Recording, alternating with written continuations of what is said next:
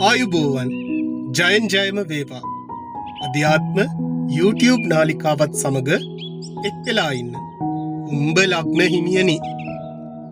2026 මැයි මාසේ 10 වෙනිදා සිට 17 වෙනිදා දක්වා ගෙවෙන සතිය උඹ ලග්න හිමිය ඔබට කොහොමද?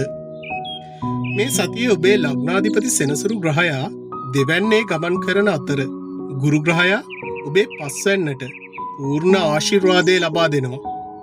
බලාපොරොත්තු නොවූ වාසනාවන්ත සිදුවීම් රැසක් මේ සතියේ ඔබට උදාවෙන ආකාරය ගැන දැන් අපි බලමු.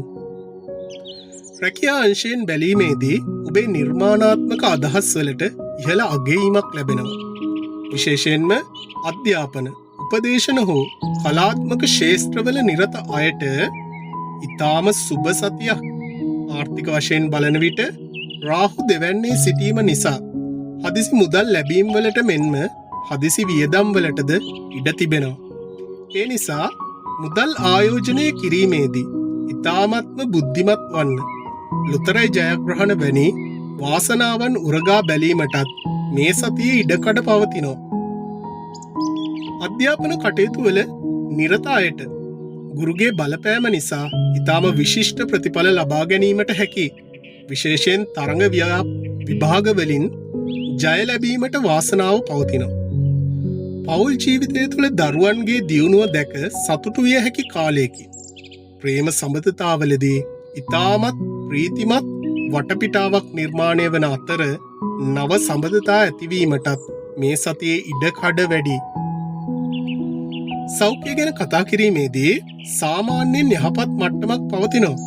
නමුත් කතාවේදී සහ ආහාර ගැනීමේදී මුඛය හෝ දත් ආශ්‍රිත සුළු අපහසුතා ඇතිවිය හැකි නිසා ඒ ගැන සැලකිලිමත් වන්න.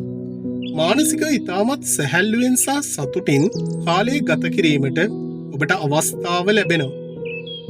ඔබේ ජයග්‍රහණ තවදුරටත් වර්ධනය කරගන්න මේ සතියේ කහ හෝ ලා නිල් පැහැති ඇඳුම් භාවිතා කිරීමටත් බ්‍රහස්පතින්දා දිනයේදී කුඩා දරුවන්ට රසකැවිලි හෝ පොත්පත් පරිත්‍යාග කිරීමත් ඊටාම සුබයි.